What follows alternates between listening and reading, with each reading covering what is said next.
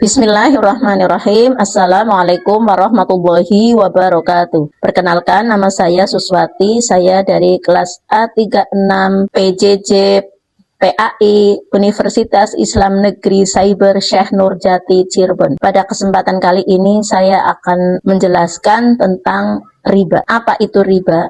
Definisi riba secara bahasa berarti tambahan atau aziyadah. Riba juga dapat diartikan sebagai penetapan bunga atau melebihkan jumlah pinjaman saat pengembalian berdasarkan persentase tertentu dari jumlah pokok pinjaman sebagai imbalan atas tenggang waktu. Prinsip dasarnya adalah dalam Islam uang adalah alat ukur, bukan komoditas yang bisa diperjualbelikan untuk menghasilkan keuntungan tanpa adanya usaha atau risiko. Dasar hukumnya terdapat di dalam Al-Quran surah Al-Baqarah ayat 275.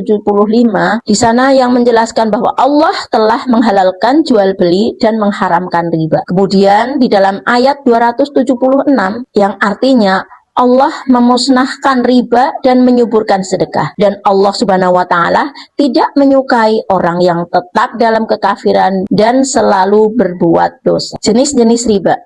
Di sini ada riba hutang piutang atau ad-duyun, di mana ada dua di sana, riba qard, yaitu tambahan yang disyaratkan dalam peminjaman. Kemudian ada juga riba jahiliyah, yaitu penambahan hutang karena peminjam tidak mampu membayar pada tepat waktu. Juga ada riba jual beli atau al-buyu. Ada di sana riba fadl, pertukaran, yaitu pertukaran barang ribawi yang sejenis tapi beda takaran atau timbangannya. Misalnya emas 10 gram namun ditukar dengan emas 12 gram. Riba nasi'ah, yaitu pertukaran barang ribawi yang menyerahkannya tertunda atau penyerahannya tertunda, atau bisa dikatakan tidak tunai, atau bisa dikatakan juga karena dengan tempo. Kemudian ada juga hukum riba di dalam hadis. Di sini Bukhari meriwayatkan bahwa tidak boleh ada dua akad dalam suatu akad jual beli. Sesungguhnya Rasulullah melaknat pemakan riba, memberikan makan orang lain dengan riba, dua saksinya dan dua pencatatnya. Hadis riwayat Ibnu Hibban nomor 1053, juga Al-Bazar dalam Masnadnya nomor 2016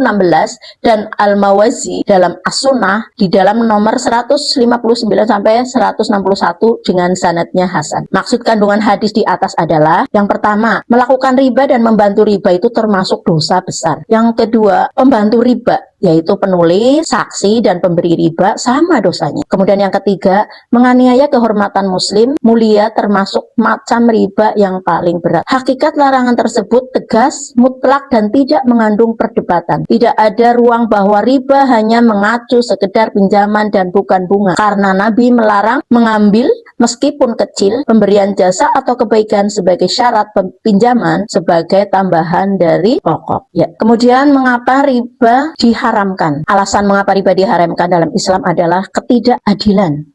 Dimaksud bahwa hanya menguntungkan satu pihak atau pemilik modal dan memberatkan pihak lain atau peminjam. Yang kedua, menghambat sektor real, di mana dimaksudkan bahwa hal ini dapat membuat orang malas bekerja karena merasa cukup mendapat keuntungan dari bunga tersebut. Yang ketiga, mentalitas eksploitasi. Kenapa dikatakan seperti ini? Karena hal ini dapat menghilangkan tolong-menolong atau ta'awun antar sesama manusia. Yang selanjutnya adalah inflasi. Kenapa? Karena riba berkontribusi pada kenaikan harga barang dikarenakan biaya modal yang tinggi. Lalu kesimpulannya bahwa riba itu berarti mendapatkan bunga atau melebihkan jumlah pinjaman saat pengembalian berdasarkan persentase tertentu dari jumlah pinjaman pokok yang dibebankan pada peminjam. Di sini Islam menyuruh bahwa meninggalkan riba adalah langkah menuju keberkahan harta. Ekonomi Islam menawarkan keadilan bagi semua pihak melalui sistem bagi hasil dan transparan. Karena riba bukan sekedar masalah ekonomi, melainkan masalah akidah dan ketaatan. Sampai di sini